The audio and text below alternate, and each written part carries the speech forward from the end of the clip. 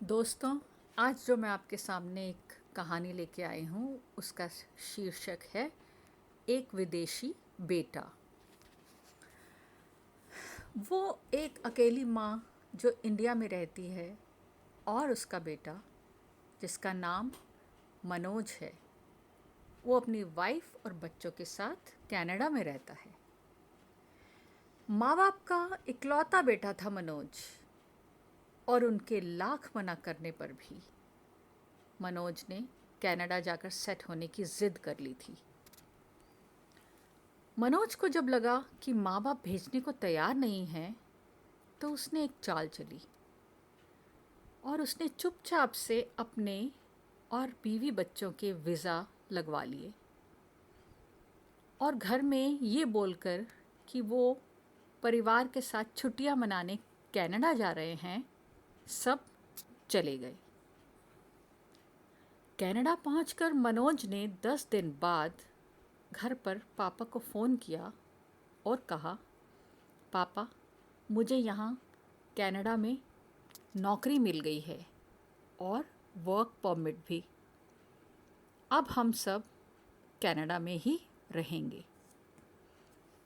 पापा हैरान और परेशान हो गए, लेकिन वो अब कर भी क्या सकते थे। बेचारे बूढ़े माँ बाप इंडिया में अकेले रह गए और धीरे धीरे अपनी ज़िंदगी आगे चलाने लगे। कुछ समय निकला तो मनोज के पिता का देहांत हो गया। माँ अकेली रह गई। मनोज को इन्फॉर्म किया गया, लेकिन नौकरी का बहाना बनाकर वो पिता के अंतिम संस्कार पर भी नहीं पहुंच सका।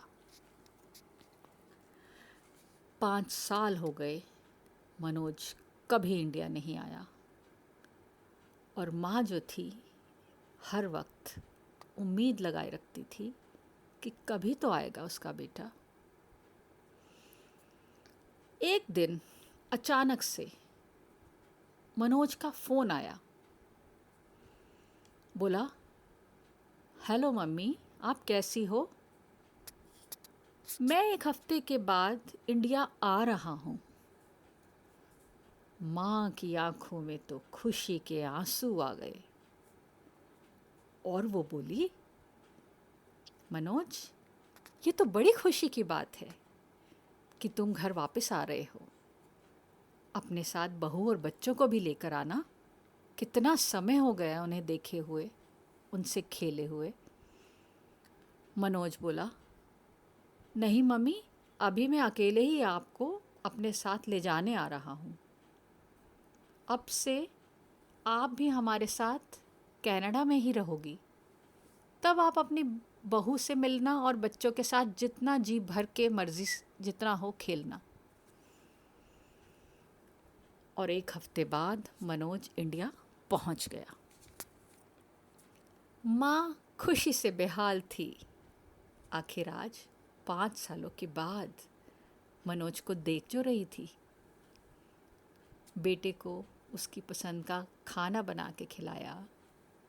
माँ ने उसे खूब आशीर्वाद दिए और रात को खाना खाते खाते मनोज बोला, मम्मी, जल्दी से वापस कनाडा जाना है।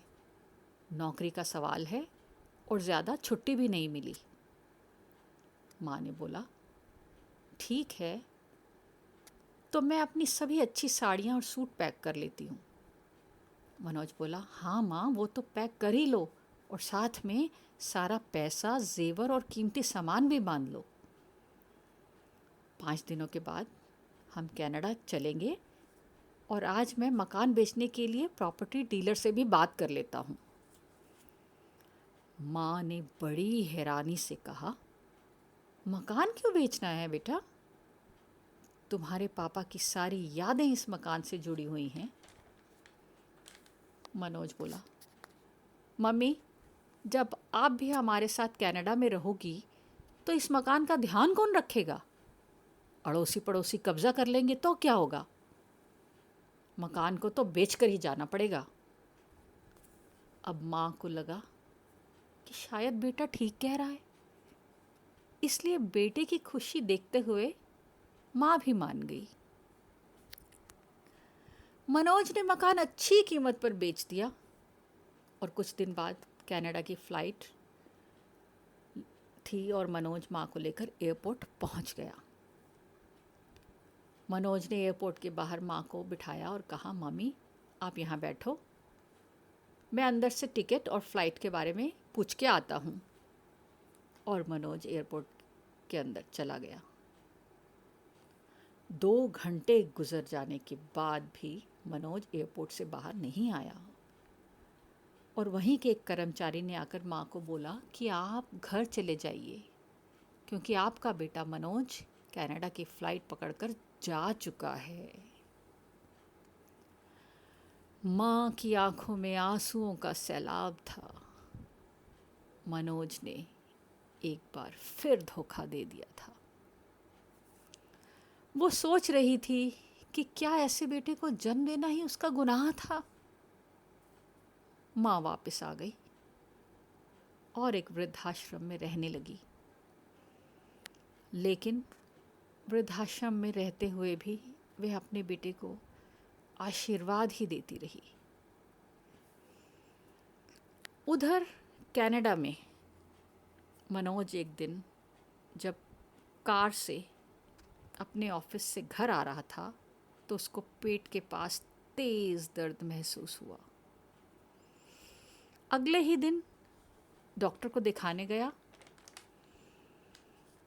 तो कई टेस्ट किए गए जिसमें पता चला कि मनोज की एक किडनी खराब हो गई है। यह बात सुनकर मनोज बुरी तरह से घबरा गया और खुद को बचा लेने की ईश्वर से प्रार्थना करने लगा और अपनी गलतियों का उसे एहसास भी होने लगा। किसी तरह से मनोज के एक दोस्त जो इंडियन था ने कनाडा में रहता था, उसने मनोज की माँ तक ये खबर पहुंचा दी। माँ तो माँ थी। यह सुनकर माँ का कलेजा बाहर आ गया और तुरंत ही उसने अपने बेटे को फ़ोन लगाया और कहा, मनोज मैं तुम्हारी जीवनदायिनी हूँ और आज भी मैं ईश्वर से तुम्हारे लंबे जीवन की कामना करती हूँ।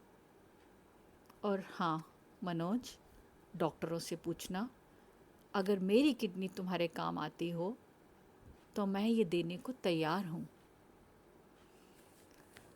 मनोज की आंखों में पश्चाताप के आंसू थे और अपनी माँ की ममता को आज भी पाकर वो अपने आप को धन्य समझ रहा था।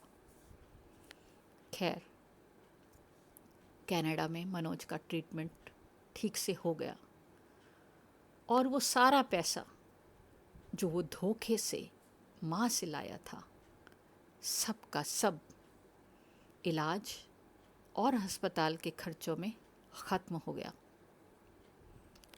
दोस्तों, कभी भी अपने माँ बाप से गद्दारी मत करना, क्योंकि दुनिया में यही वो 2 लोग हैं जो आपको निस्वार्थ भावना से प्यार करते हैं। धन्यवाद।